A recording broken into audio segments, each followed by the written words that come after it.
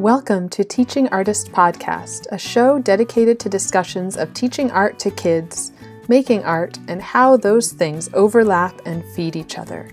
I'm Rebecca Potts, your host, a visual arts teaching artist.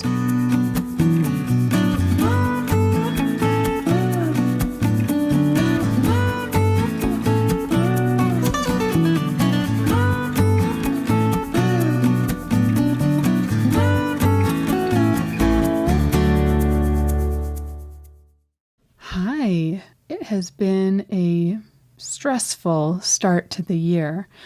How are you doing? Full disclosure, I have been feeling pretty overwhelmed and struggling to keep up here. To help lighten my load, I've started working with a few editors. So this episode that you are about to hear was edited by Faith Tangara. I am so thankful for your support, both financial support to allow me to pay an editor for help, and all the kind messages and words of support. Thank you. And along those lines, I wanted to share a recent review from the amazing Candido Crespo. Thank you so much.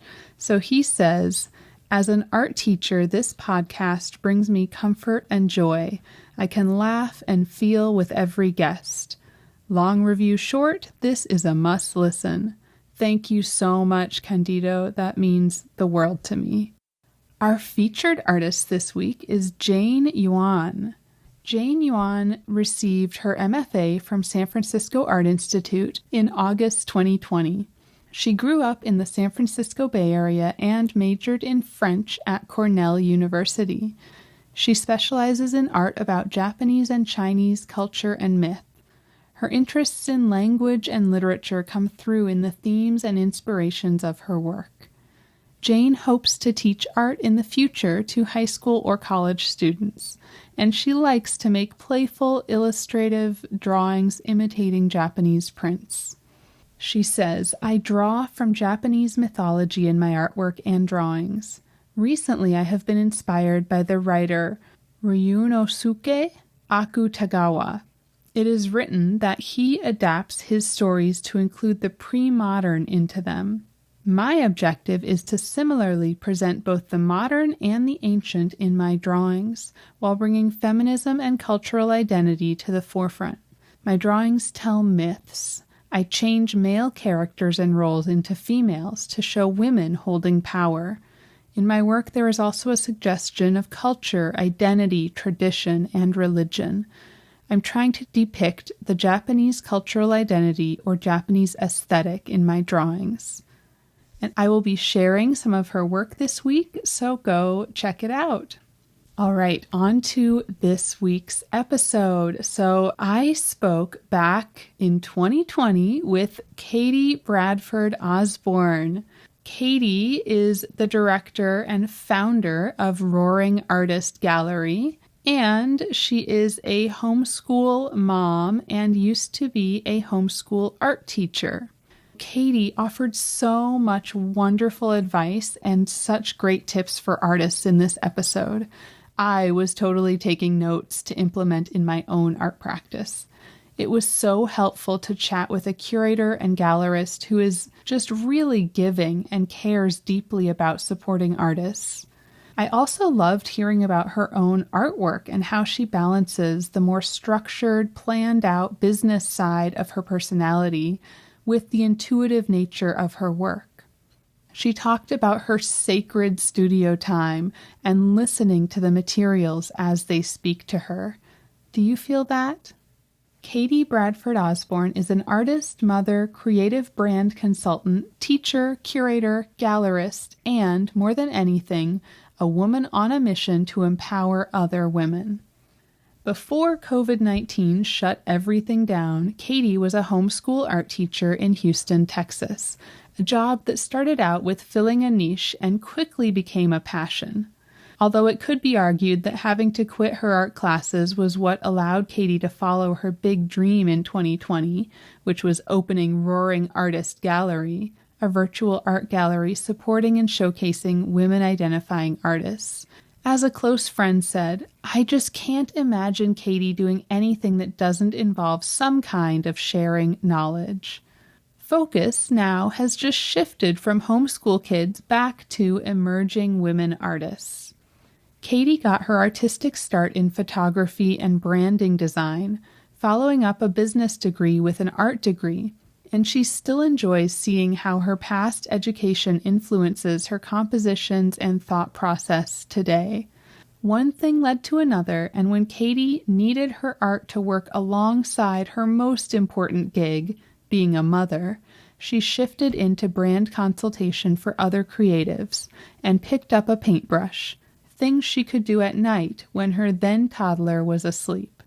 To her surprise, she fell in love with mixed media and acrylic paint and never looked back. Heading into 2021, Katie's focus remains on growing Roaring Artist Gallery and growing her daughter, Anna Gray, who she still homeschools. In between, she carves out time for her own art, exploring her world and her formative years with materials such as monoprinted acetate, pantyhose, and vintage pearls in addition to paint. Thank you so much, Katie. Let's get into the conversation.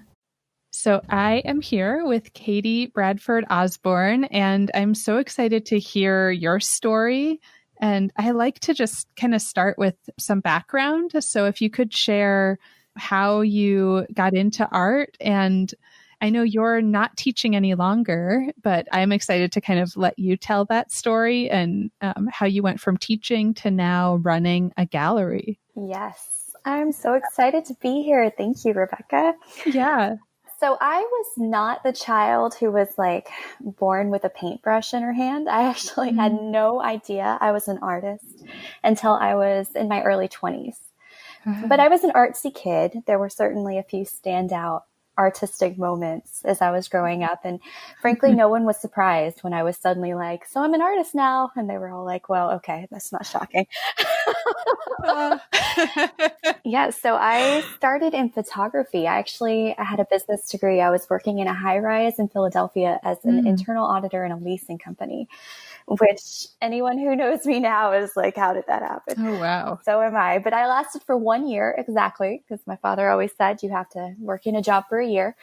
1 year after my hiring date, I quit and went back to school. And I went to school for photography originally. I sort of drank in everything, though. It was like this artistic atmosphere is where I want to be. But photography made sense. There's a lot of math and whatnot in photography. And I think it made sense going from business to photography. So I started out there. And then I started doing more as I had my daughter. Yeah. I was 9 months pregnant when I graduated from art school.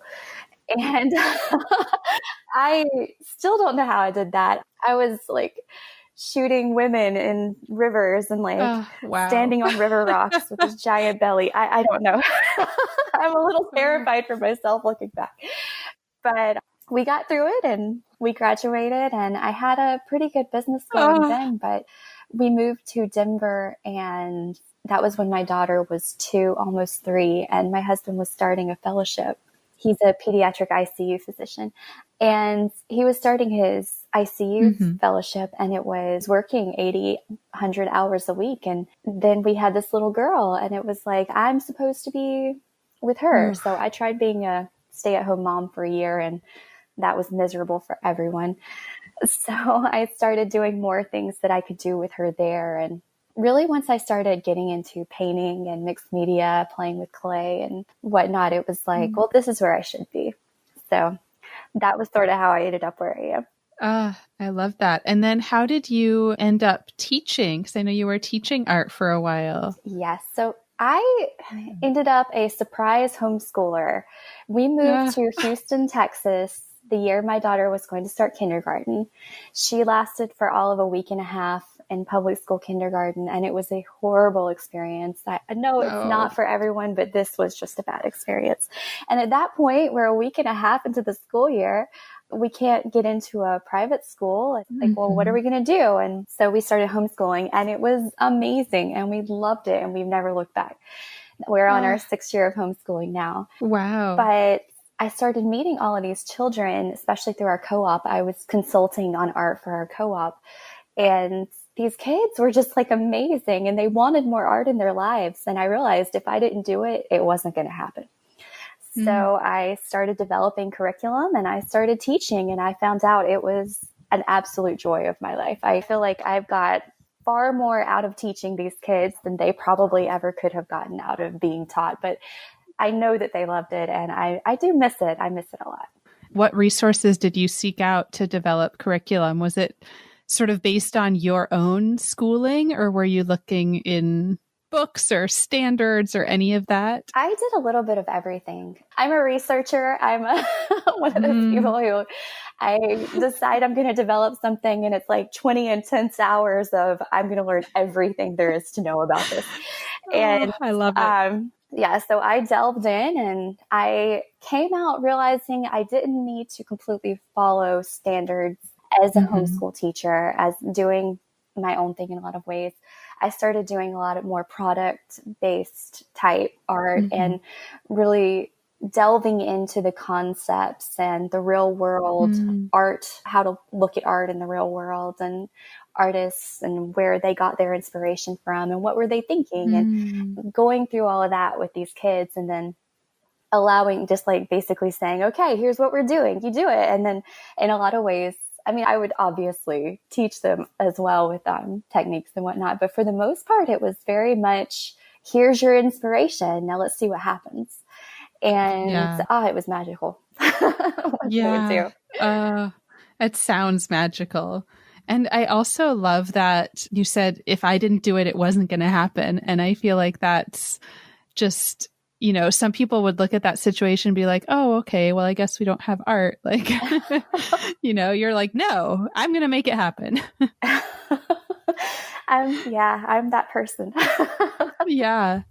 And to me, just reading like the little bit that I read on your website about your gallery feels in some ways similar to that sort of attitude that like, this is going to happen and I'm going to figure it out. Yeah, I think so. I was doing pop-ups. I did a lot of pop-ups for the kids. Actually, every semester we would have a big gallery pop-up event type thing that I overdid as much as I overdo everything in my life. But it was amazing. It was amazing allowing them to see their work in that kind of setting that says, this work is important and this work is worth showing. Yeah. And that was really great. And I loved it for them. And I loved it for the other women that I did pop-ups for along the way. The first one that I actually did was in, 2014. So my father passed away at the age of 56, almost 57, and he would have turned 60 in 2014. And so it was August of that year, and I realized it was coming. He had passed away in August. That's probably what sort of tipped me off. So it's late August, and I'm thinking, I need to do something for his 60th birthday, which was November 2nd. So I, in another Katie version of just jumping off a cliff that you don't know what's going to be down there, I decided I was going to have a gallery event. I don't know why necessarily I decided that was what needed to happen. He was not an artist. He was a Southern Baptist minister. It made no sense necessarily in that respect, but it made sense in that I needed to do something. Yeah. And that was what I needed to do. So I started a thing called Women of Heart, and that was the name of the gallery events. And I pulled it off. It was amazing. And there was a moment I was standing in the middle of it, and I was watching the people around, and I can remember the sounds really clearly and the smells and just all the surroundings. And it was like, this is important. I don't know exactly how this is important yet, but this is important. And I think that was when that dream was sort of born. And then, it was 2020, and we all know what 2020 looked like in spring of 2020. And my friends were losing their gallery shows, and galleries were closing, and it was like left and right. And it was exactly that. It was something needs to happen, and it needs to happen now. I guess now's the time. And it started wiggling at me, and it was saying, now is the time. And I kept trying to put it off and saying, this doesn't make any sense. I was in the middle of a big unexpected move, which is always great in a pandemic. And oh man. We moved into the house, and about a week later, I said to my husband, you know, if I don't get started now, I'm not going to be able to open in September. And he's like, you're opening in September? Like, what? Like, yeah. So I jumped off the cliff again. But That's we made amazing. it happen. And it's September we opened, and it was the most amazing show and the most amazing experience of my life. And it was all online. It was a very surreal thing, and it still kind of is in some ways. Yeah, and I agree. That show was just incredible. It was so cool to kind of be able to walk through as well, just the way you've set up the online space to in some ways mimic like a in-person gallery. And then the work was just amazing. So many incredible female artists. And it's it's powerful to see, and to see that sort of as like the debut for the gallery too. Oh yeah. It was the most humbling experience of my life, for sure. It was, these people are trusting in me, and this is huge, and I'm not going to let them down. This is going to have to be amazing. It's going to have to be. Yeah. And it is. Thank you. And before we started recording, I was mentioning that you have sort of like a blog or just a couple of posts talking about the experience of opening the gallery, but then also like tips for artists. And one of the posts was so moving and so simple in so many ways, but maybe it's better if you tell the story that's in there. Oh, yes. So I was actually doing a Zoom studio visit with an artist. We were talking about representation. And out of the corner of my eye, I see my daughter. My daughter's 11 now. That means she just turned 11. So she was still 10, I guess. And she was just bawling. And I caught her eye, and she just flew at me. And so I sort of, I stopped the artist mid-word. I was like, just a moment. And I sort of got off the screen and tried to figure out why she was crying. And it was one of those crazy moments. So then my husband walks in, and he's like, gesturing at her wildly, like, get out of mommy's meeting. What are you doing? And so she left with him, and I went back, and for a minute there, I was very much like, oh God, I just cut her off mid-sentence. Like, this is not professional. This is bad.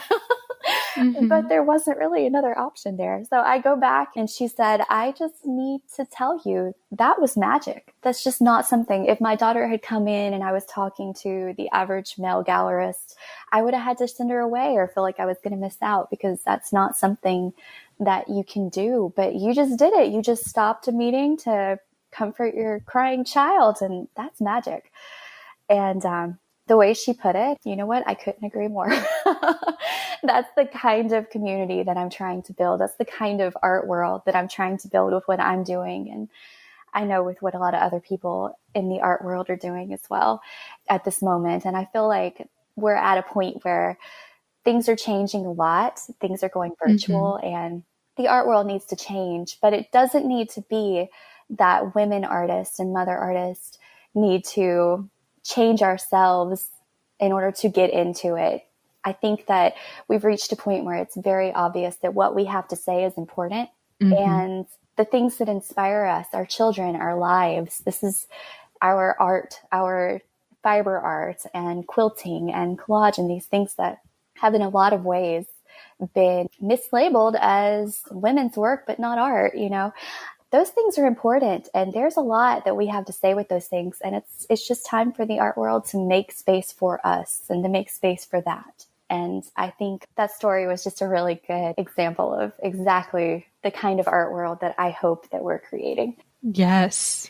And I love there was a part in there where you were talking about sort of this misconception that artist mothers, because we have, you know, children pulling at us and all of these responsibilities outside of being an artist, that somehow that means we lack dedication. And, you know, I would even extend that to teaching artists, that we're just because we're teaching young children, that somehow we're not dedicated to our craft and to our artwork, that side of our career. Absolutely. And yeah, just like completely like dispelling that misconception and saying, no, like we are even more dedicated because we have all these other responsibilities and we're still somehow like making it work. Exactly. Yes. What kind of a passion does it take to be like, all of these things are happening and those things are priorities and those things are so important, raising our children. I mean, and teaching in a way, I mean, you're touching these children's lives in a way that, especially I think in this sort, I mean, I feel like in my homeschool classes, I was able to do it too, but it's these children, a lot of them don't necessarily have this sort of thing at home. And some of them are going to grow up to be artists and they're going to look back and they're going to say, this changed my life. So it's not like we don't have these big things that are happening and pressing on us with what we're doing, but what kind of a passion does it take to say, but you know what, I've got something important to say anyway, and I am going to say it. And I'm going to do it. And that's what we're doing. I have never met a passionate artist like Artist Mother or another artist who had these other priorities in their lives. And we're still pushing forward and still doing these amazing things. Yeah, completely agree.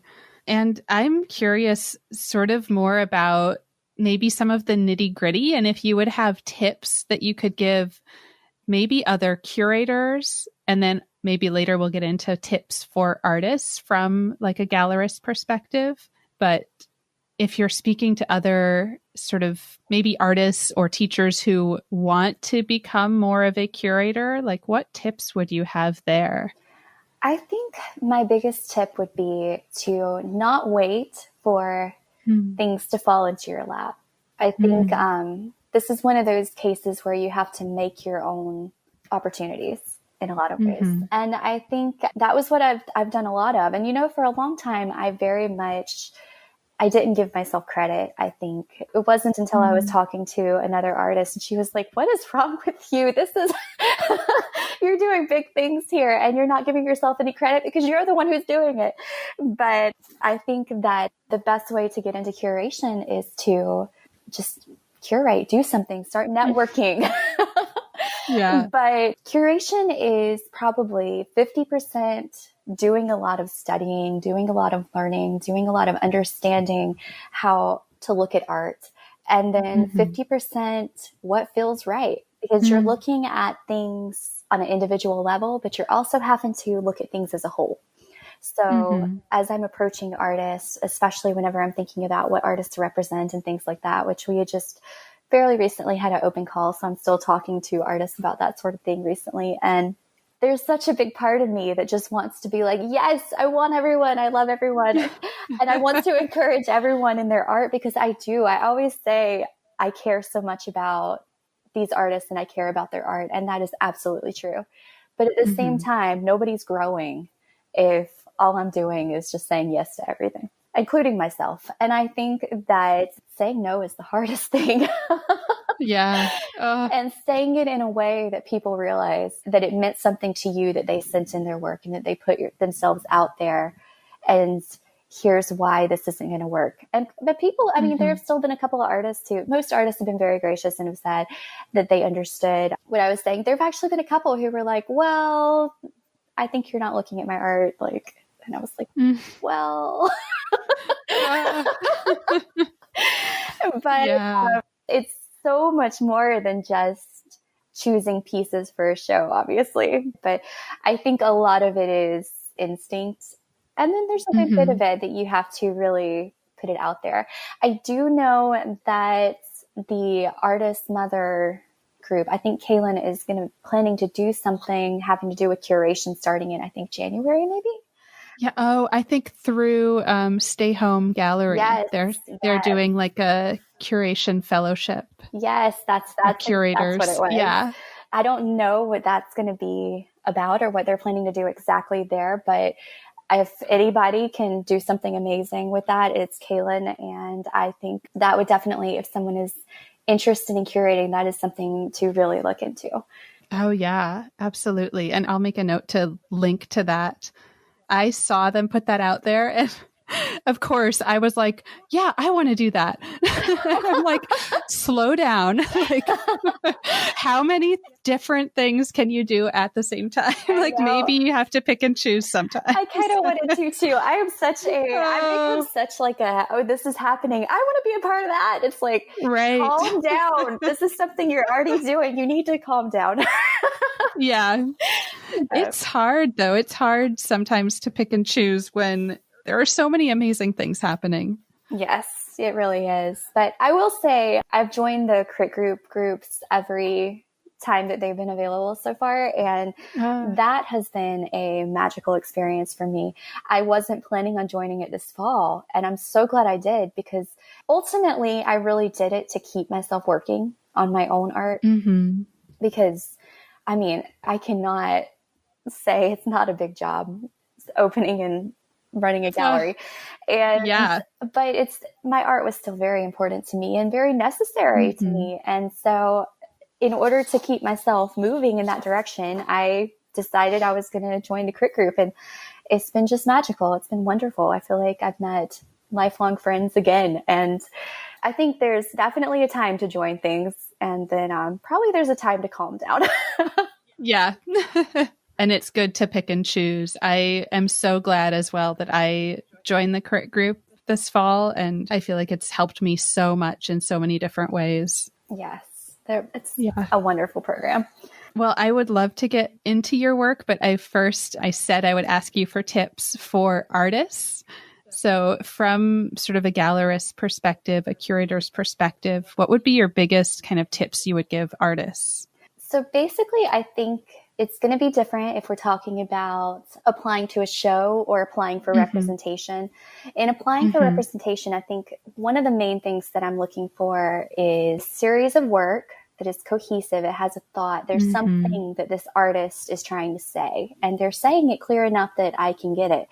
And they're moving in a direction that I can see and I can get excited about. And a fully formed idea that's being executed across the body of work. In a lot of ways, that's what I'm looking for.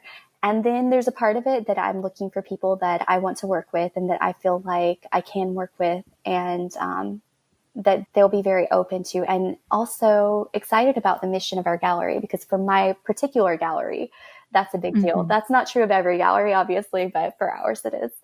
And when it comes to shows, I did an Instagram live on this, and I probably did a better job than I'm about to do. So I can also point there. Yeah. That's a good resource for this. But I think definitely do a lot of very careful reading on the brief of what the show is about. Make sure that what you are sending in and what you have to say is very much in line with what the show's about. And I mean, you can do that thing that we did back in college and like BS this to a certain extent, but ultimately, the curator is going to know, they're going to have a vision, and they're going to know what they're looking for.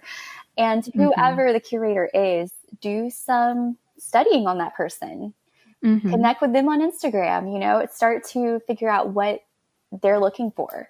Because if you've got a curator who all they want is abstract art and you have super photorealism, then you're just not going to be within their vision. It might be that they love your work, but if your work is not within their vision of what the show is going to be, because they're, like I said, having to look at things on an individual level as well as a whole, then they're going to have to say no. Online, virtual art too, which is going to be more and more of a thing, I think, moving forward. Also, we have to say no if we can't get a good image of the artwork. And so that's definitely a problem that pops up with artists a lot. I did a whole blog post on photographing your artwork for that reason, because I've got so many.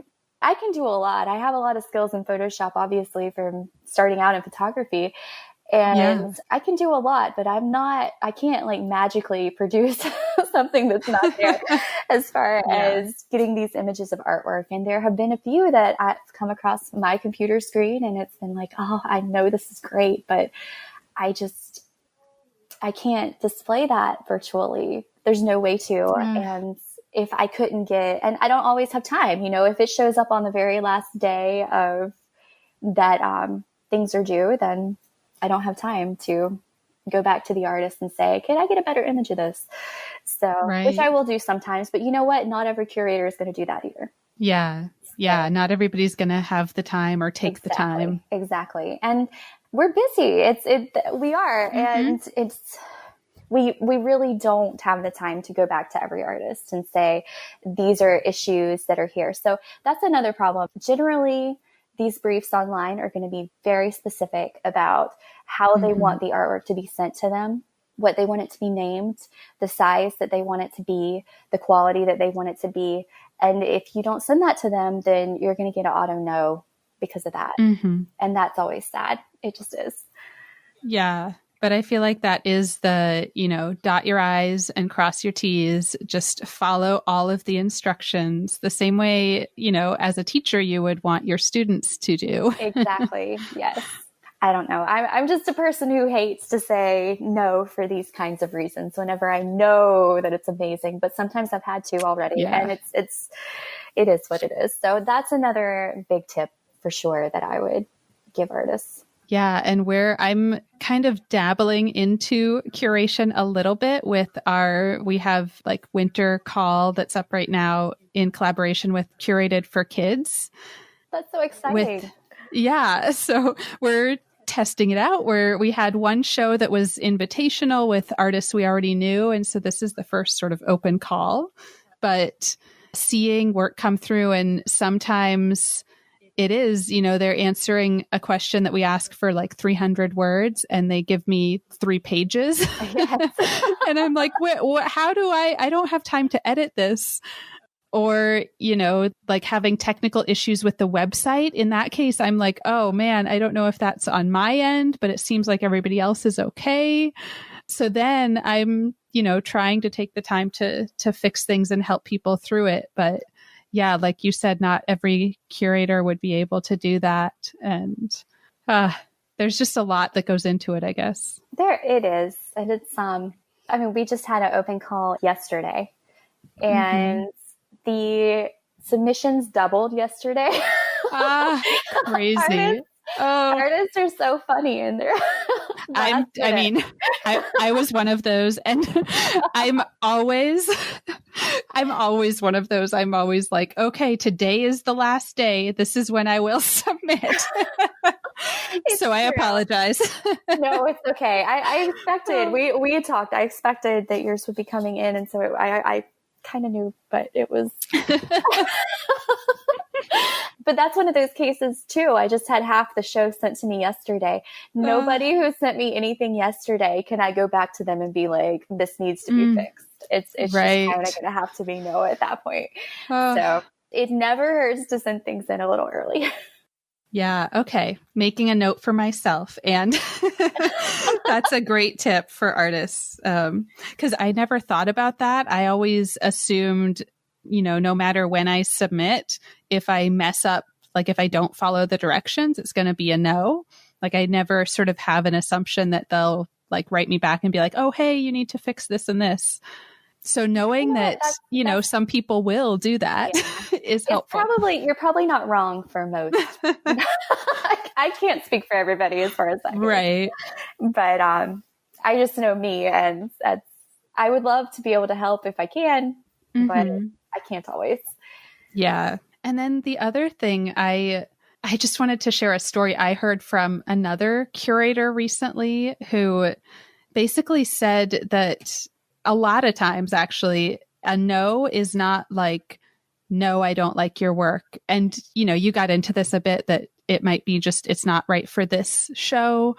But she even talked about like the idea that she might see an artist applying for a group show and see that this artist is actually making incredible work and has like a large body of work. And I have a vision of a solo show I can offer them in a little while. So I'm going to say no to this little group show with that in mind, and then like get back with them when I have that secured.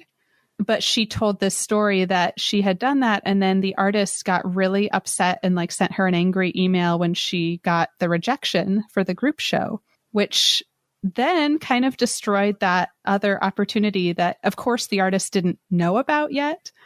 But it made me think, just as an artist, like, if you get a rejection, you don't write to the curator and like, No. Angrily write back, because you don't know what else is going on there, Right. And also, we're human beings. It is hard to send those rejection letters. And I try to do it in as kind of a way as I possibly can.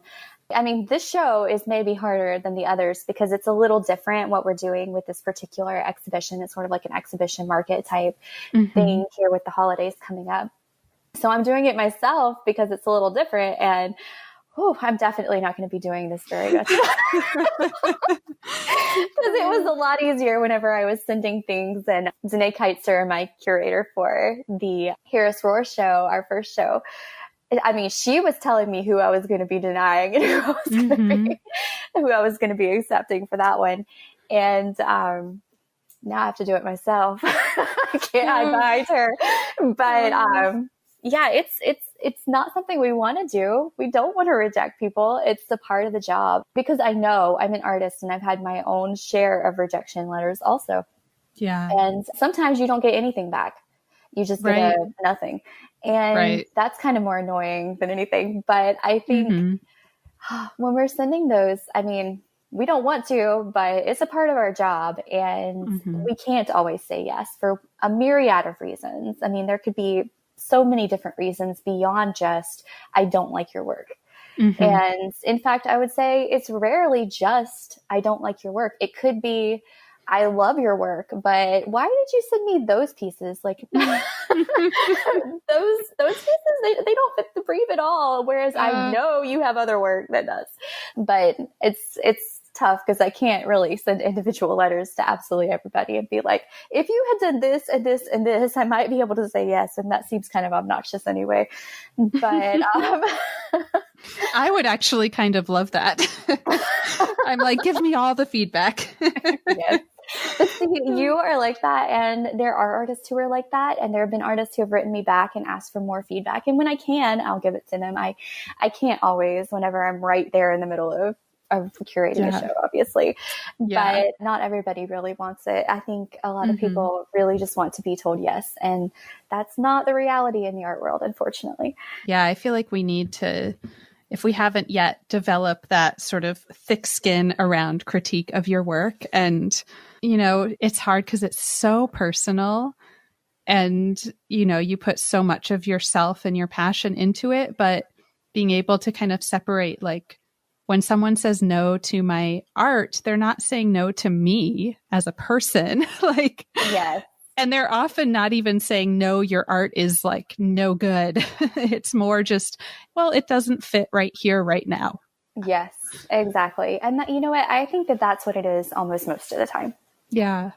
And there are certainly artists who have applied with me, and I just felt like their artwork was not strong enough yet. Generally, though, I try to say it's not strong enough yet, because that artist, I hope that they continue to grow and they continue to develop their voice. And I hope I see them again a year down the road. Yeah. And that they're doing the amazing things that I know they're capable of. Yes. Because I just don't believe that people who choose to be artists, like if you have that kind of a drive and you're choosing to be an artist and to take on that, because it is not easy. It is not an easy way to live our lives. And there's something in you, and I know there is, and I want you to find it. I love that.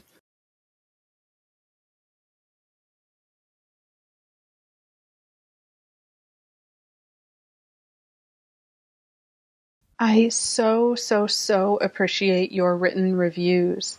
It is incredibly meaningful to hear your feedback and how these conversations inspire, encourage, and entertain you.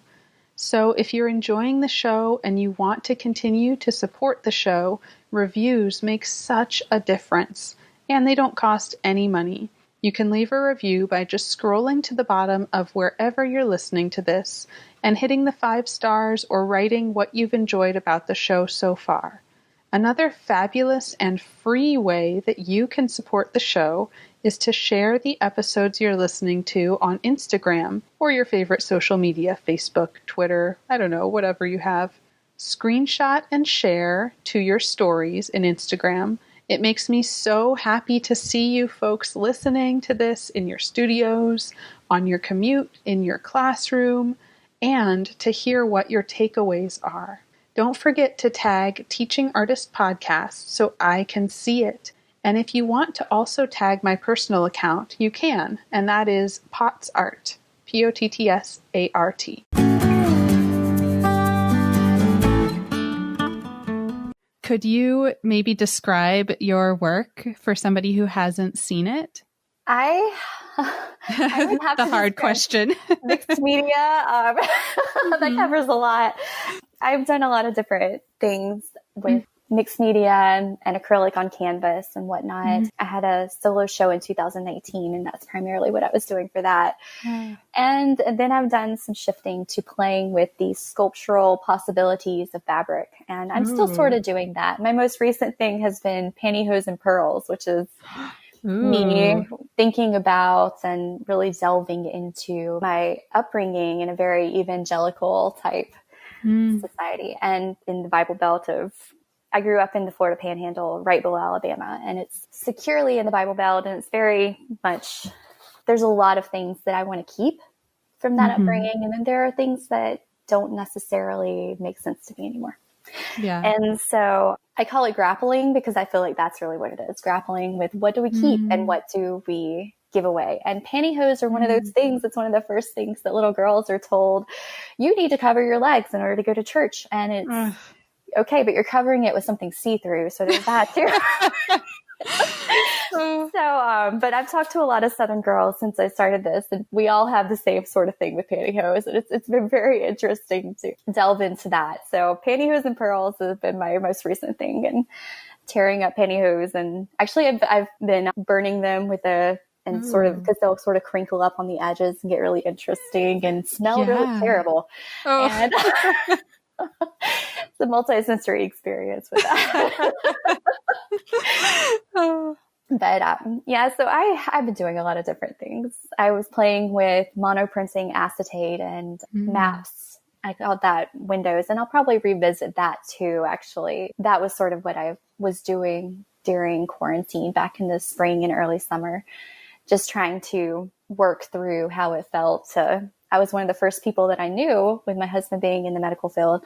And I was one of the first people that I was the first person I know who was in quarantine. We started March 1st. So the world was still sort of happening outside the window at that point. And I was very much stuck and sort of trying to grapple with that. So I still have that series that I'm playing with a little bit. And then this other pantyhose and pearls grappling thing that I'm doing. So yeah, a lot of different mixed medias right now, but I can't seem to stick to one thing. It's so much fun. Yeah. I mean, I feel like that's so common now too, that artists are working across so many different materials and media and letting ideas guide us. And that always feels so powerful when the material is really connected, deeply connected to the idea and what you're saying. So the pantyhose and pearls work sounds incredible. I'm going to have to go look at it. I finally, at the urging of my crit group, redid my website and actually put my art on it. Yay! So I have my own personal website also, and it exists, and it has it on there now. So. Yeah, you have to take your own gallerist advice. That is the hardest thing to do. That's been, and finding out how much I don't take my own advice has been very interesting with this last group. And as soon as I heard pantyhose, it made me think of, and you might recognize this idea, those nylon sculptures, like pantyhose sculptures over wire that so many art teachers do. Oh, and I've did that once. That was I've done it. And the kids just love how like the material is transformed and it looks so heavy, but it's, really light. Yes. Actually, I have one that I had made as a example piece whenever I was doing that particular project. And I actually pulled it out and said it whenever I was trying to figure out what in the world I was doing with these pantyhose that I bought on Amazon, because why? And when I was trying to figure out what I was doing with that, I actually pulled that piece out and set it on the desk. It was just sort of staring at it for a while. That's not what I'm actually doing with it. But yeah, that was there. It existed in this thought process. Yeah, because I feel like that's probably what, as soon as you said pantyhose, probably all the art teachers listening were like, oh yeah, those sculptures. Yes, I love those sculptures though. Yeah, they are so much fun. I just did pull up your work, and I will share this, like I'll share your work and link to everything so other people can look while they're listening or after they're listening. But it looks like it's a little bit sculptural, but more sort of flat, which is really interesting to me. Yes. Yeah. I keep going back and forth. Like for a while I was doing a series that's on the website too, and the Vortex series, which was, it was jumping off of the canvas more and more. And then suddenly I'm back on it. So yeah. I don't know. I go back and forth over whether or not I'm going to pull it off the canvas. And at some point I probably will. But I am a huge fan of installation art, but I like to work small, and those things together, it's kind of odd together, but I think I'll be continuing to challenge myself in that direction too, getting things off the wall and deciding what actually belongs on the wall. Yeah. Or even maybe working small means like an accumulation of small things. Mm-hmm. And it very well probably does. That's sort of how I live my life anyway. Yeah. Oh, yeah. That feels so true, as, juggling all the things, that every big thing happens in that accumulation of small things. Yes. And looking at this, another artist I feel like you might be interested in is Carly Trosclair, who's from New Orleans and she used to work with fabric, but now works with mostly, I think it's vinyl. Yeah, I'm just throwing a name out there. I'll have to look her up afterwards. I don't recognize that name. Of course, I'm terrible with names. It might be I know her art and I don't know her name.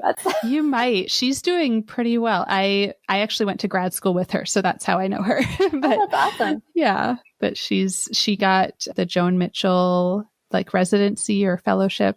So yeah, she's done some amazing things.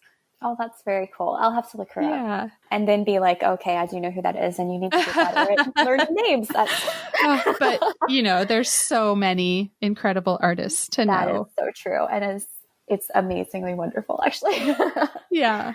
I'm curious with your own work.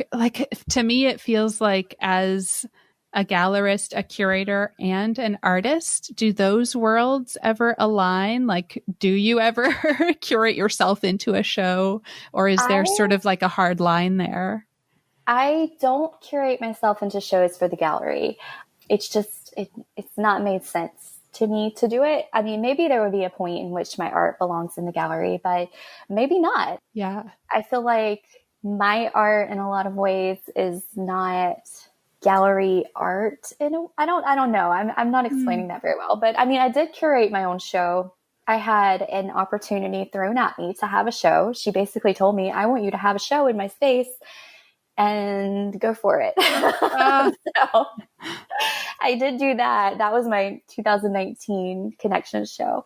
And I might be borrowing a little bit from that for a future show that I sort of have in mind with that Connections type theme. But that was definitely a different kind of experience, curating myself. And that was, in some ways, that was harder than anything else that I've had to do, because you get to this point whenever you're sitting with all of your artwork and suddenly everything is terrible and you're horrible at this. You're like, why am I an artist? And then you calm down and be like, well, I mean, this is what it is and it's going to happen now. So even if it sucks, this is what it is. And it doesn't, obviously, it never does. But that was hard for all the emotional ups and downs that came with that. So that might be part of the reason why I'm not curating myself into things with the gallery. But also, I kind of like having that separation. I really, really like working with other people's art. Yeah. And I find it in some ways just as rewarding and just in a different way as I do with my own art, which is good. Otherwise, I probably shouldn't be doing what I'm doing. Right. Yeah. So long way of saying Probably not. I mean, who knows? Yeah. Yeah. And I feel like there's like the idea of imposter syndrome is in there that Oh, yeah. like just feeling like, oh, I don't know if my work is like, what is all this, all of this? What have I made? And how do I put it all together? Oh, yeah. I think, and I think it's a good thing that I'm an artist because I can sympathize with that. And yeah. especially as women, we all deal with that in some very, very strong ways. And it's, yeah, that's probably one of those things that makes it hard too, whenever you get rejection, and it's makes it harder. So. Yeah, it almost feels like they're like affirming that imposter syndrome, those like doubts that you have about yourself. Yes, very much. And I think that that's probably what makes people so upset. And it's good to take a step back and realize that that's not true. Yeah. But even knowing that, even being on that side, I still have a hard time with it too. So I can't say anything. Yeah, it's just one of those hard things about this career that we've chosen. Yes. I'm curious with your work, and it seems like maybe the idea comes first, but I guess maybe if you could talk about your process a little bit more. Do you kind of percolate an idea for a while, or is it are materials like that jump out and kind of speak to you, and then the idea comes from those materials? I think it's a little bit of both. I think that there are certain themes in my life that I'm constantly thinking about. Like I said, I'm a thinker, researcher type person. Yeah. And I spend a lot of time thinking about my childhood and how it's different from my daughter's childhood, vastly different from my daughter's childhood. And I think about, like I said before, the grappling with what do you keep and what do you leave behind. So all of these things, I think, are things that are just sort of rolling around in my head just because my head doesn't ever stop rolling around.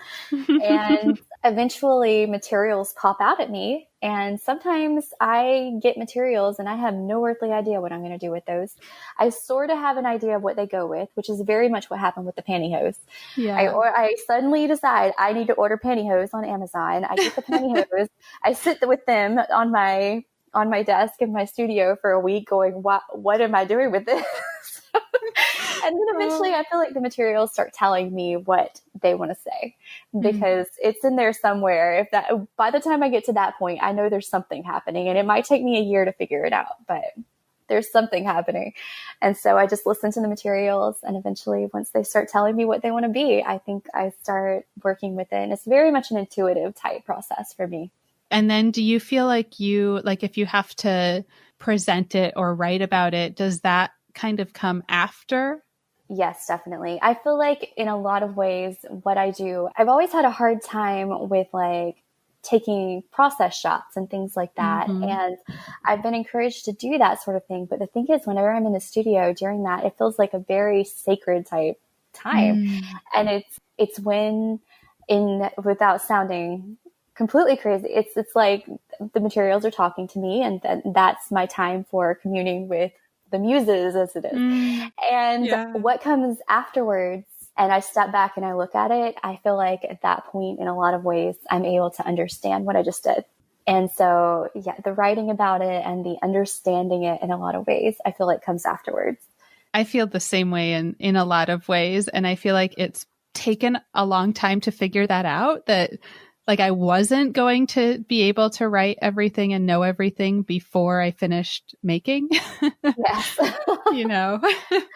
I have never completely been able to wrap my head around that part of the process. Like, it's for someone who is so very cerebral as I can be, working so intuitively it's probably a really good thing for me, actually, but yeah, it's like a balance. It is. It very much is. That's in a lot of ways my art and my art practice is balance, where I can really just step into that emotional side and really live there. I mean, I am an emotional person, and I completely accept all of these different bits and pieces of who I am. But at the same time, sometimes it's very difficult with working with business and things like that. Then whenever I'm in the studio, it's different. It's very much intuitive. It's very much listening. It's very much moving along with the materials. And some kind of interesting flow. And I don't work in the studio every day. I work in spurts, and that's just what it feels like in some ways. And I wanted to ask too, when and sort of how the shift from photography happened. That was very much in response to having a 3-year-old. And I couldn't seem to make anything happen, which is funny. I actually started a professional organization for photographers when I was in Denver, a big one. And it's still going. It's called the Denver Photo Buddies. It still exists. And amazing. It was such a cool organization. And I think I've sort of figured out whenever I was able to build this big professional organization, but I couldn't seem to manage to rebuild my photography career, I wasn't going to manage to do anything that couldn't happen when my daughter was sleeping. So I really started doing more. I actually started a jewelry line first. I was using my photography. I was printing it onto acid-free tissue paper. Ooh. And I was playing with that and clay and making jewelry out of it and painting and everything else that went with that. But at some point I realized that the painting part of that was my favorite part. And so then I just started painting more. Yeah. So we were very much at a point then. It was exploratory. What can I actually do right now? Because I have to do something.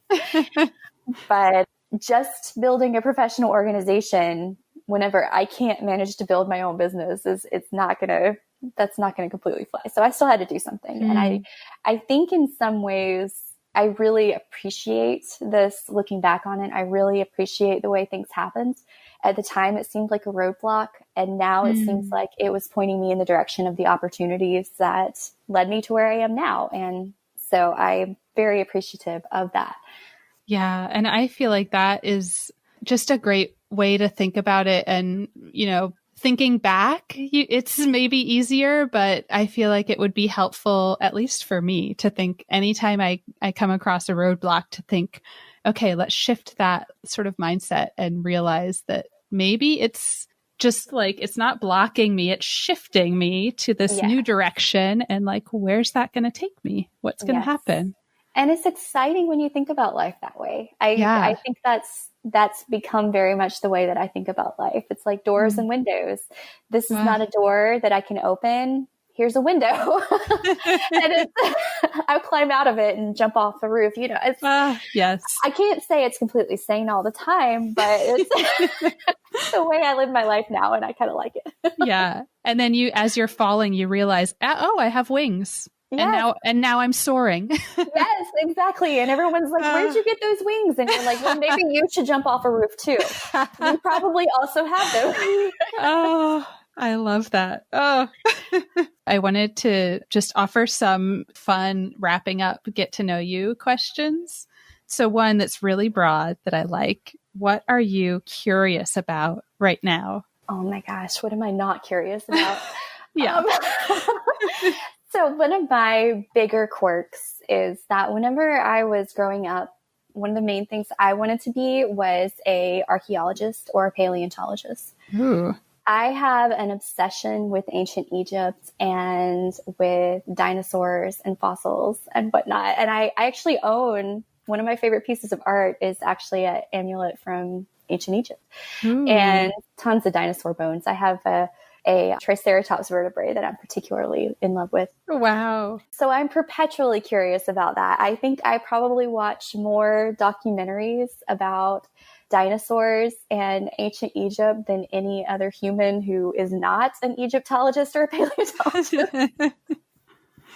But that's what I'm always curious about. That's an easy one to say. Yeah, that's amazing. I love hearing those things too. Like it just gives you that other sort of side of somebody. So really interesting. So many quirks. I love it. Okay, another just like fun one. What is your go-to meal? Let's see. Like my favorite thing or the thing that I just eat all the time because it's really easy to make it. Ooh. Yeah, that's a good distinction. Maybe both. What are Probably, let's see. My favorite food is Indian food. I absolutely love Indian food and sushi. I also love sushi a lot. but I don't really make either one of those particularly well. So Yeah.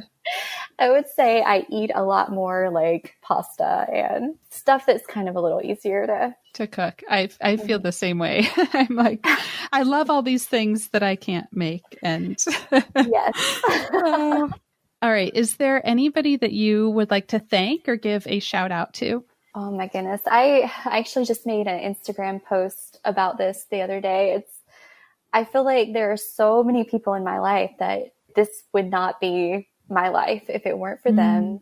So I think the communities that I'm in, actually 1 year ago today, I was coming pretty close to landing after going to the first Artist Mother Retreat. And that was a life-changing experience. And that community that Kaylin has built has been such a huge blessing to me. I can't even say. And I feel the same way too about the Thrive community. I was in a Thrive mastermind group for a couple of years, and I feel the same way about them. And then I mean, there's my life community also, a homeschool community. And I have some of my best friends here in Houston who get to be the ones who are on that text where I write them and send them pictures of my art and say, is this terrible? Because I think this might be terrible. And they're like, no, it's not terrible. But it's nice because they have real opinions, and they often have really good things to say. And I appreciate them. And my husband and my daughter, who get the brunt of my suddenly needing to work for 20 hours straight on whatever it is I'm doing type situation, and my harebrained ideas. And so they've always supported me, and they always do. And they are huge blessings in my life. So that's a long answer to that question, but I just really appreciate the people who have been in my life. Yeah, life does not happen in a vacuum, and it's very much my art career from top to bottom. I've been thankful for the communities that I have surrounding me. Yeah, there are just so many people. So yeah, I love that answer. Last thing, where can our listeners connect with you online? So my personal website, which I know you'll put in the notes, is katiebradfordosborne.art. And Katie is Katie, Bradford, Bradford, Osborne is OSBORNE.art. And the gallery is roaringartistgallery.com. And on Instagram at Roaring Artist Gallery. That's the best way to get all the news and updates and whatnot on the gallery. Yes, amazing. Thank you so much, Katie. I feel like there was just so much wisdom in there, and you shared so many wonderful tips and encouragement for artists. So I really appreciate you taking the time. Well, thank you so much. This was absolutely wonderful. I love this. Yay. Me too.